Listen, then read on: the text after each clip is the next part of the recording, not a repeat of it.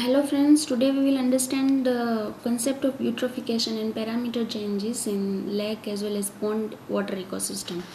So it is very necessary to know what eutrophication actually is. It is nothing but a water body full of nutrient rich materials like nitrogen and phosphorus. So as the nitrogen and phosphorus amount is very high in eutrophication, it will lead to higher growth of green alga and cyanobacteria. Cyanobacteria are also known as sometimes green alga, but there is slightly difference between cyanobacteria and green alga. Green alga is eukaryotic organism and it contains a more advanced structure like nucleus, plasma membrane, mitochondria and chloroplast. So as the chloroplast is present, they do photosynthesis and produce oxygen by their own, right? So sometimes they require as a supporting material other substratums to float on the surface of the water body. So as uh, in cyanobacteria are prokaryotic organisms and they like most advanced structure like plasma membrane and nucleus, mitochondria as well as chloroplast.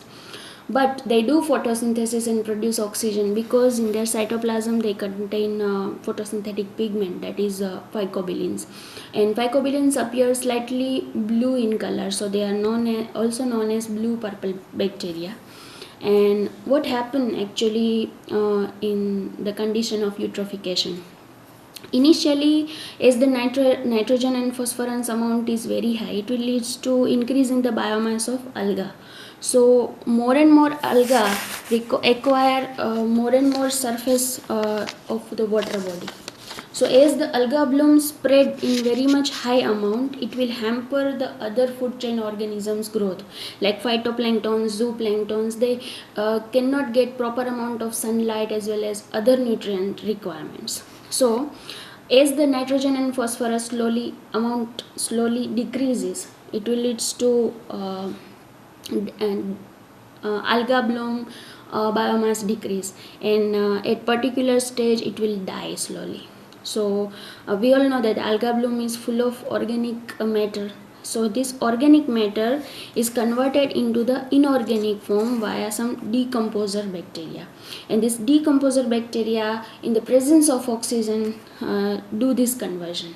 So they require more and more amount of oxygen. So dissolved oxygen which is present in the water is getting lower and biological oxygen demand will increase. Please keep in mind that there is always inverse relationship between dissolved oxygen and biological oxygen demand.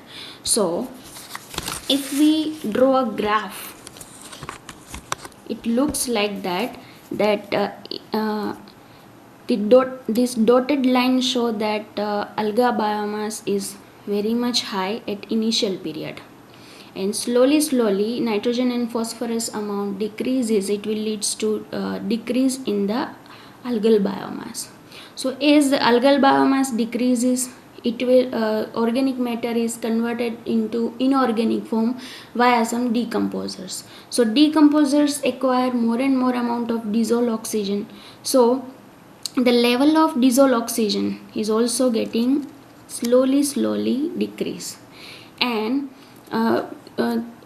as inorganic matter which is converted from the organic form is easily available for the cyanobacteria to do their photosynthesis properly. So cyanobacterial concentration initially increases and biological oxygen demand is also increases.